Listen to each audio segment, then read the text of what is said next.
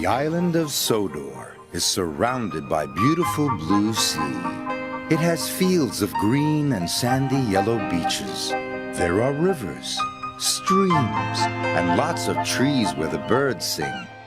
There are windmills and a coal mine, and docks where visitors to the island arrive. Welcome to the island of Sodor.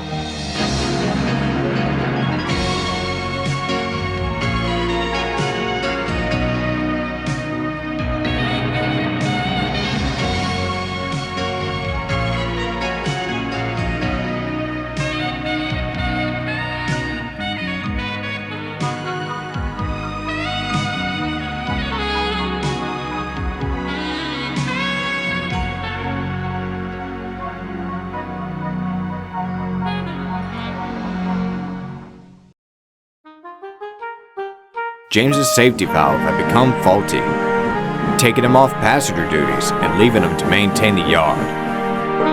Truthfully, James didn't mind shunting anymore. He had learned how to shunt the trucks properly, and the trucks don't give him as much trouble.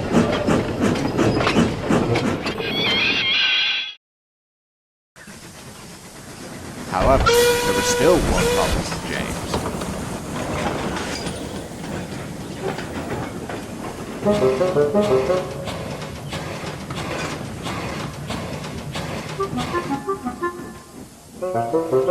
And his name was Fergus.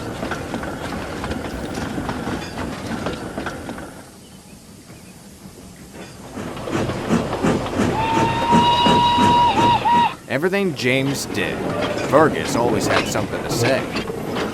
Don't shunt those trucks so roughly.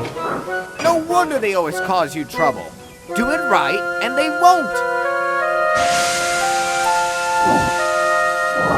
James would roll his eyes and continue about his work, and then complain to the others. He's unbearable. He's always going about, telling me how to do it right. What stuff and nonsense. And yet, Gordon interjected, the yards never looked better before he came along.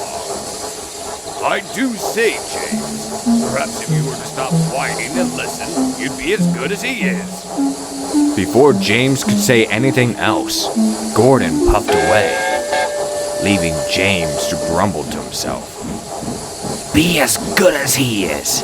Yeah, right. Just you wait until you get yours from him. The next night, Gordon came to the sheds, looking guilty as he puffed next to James. You were right, James. I was backing into my coaches, but I was so tired that I bumped into them slightly harder than I intended. That was when Fergus went on about how I should do it right. I'm sorry to call you a whiny engine. I'm sorry to say that this made James become conceited, as he would then begin bragging to every engine around him. To hear Gordon say that I was right. Well, I must have become the sharpest engine on the island. Sharp and dazzling red, that's what I am. Every time he left, there was a sigh of relief from the other engines. One day, Henry had derailed and was unable to pull passengers, leaving James as the only engine to do the job. James was still stuffed up with ideas on how grand he was while puffing down the line.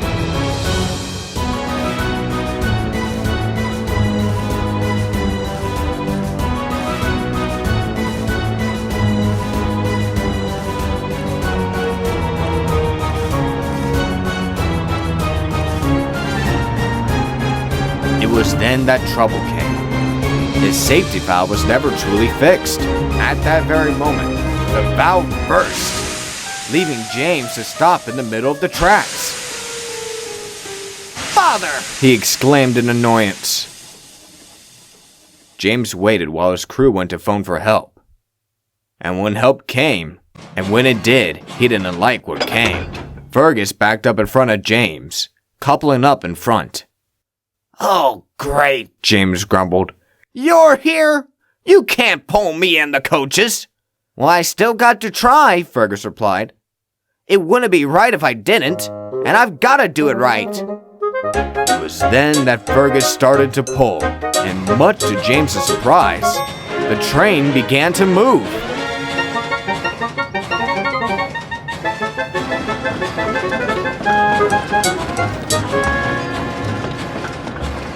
It was a slow journey, but Fergus took James all the way to the next station, leaving him red in the face.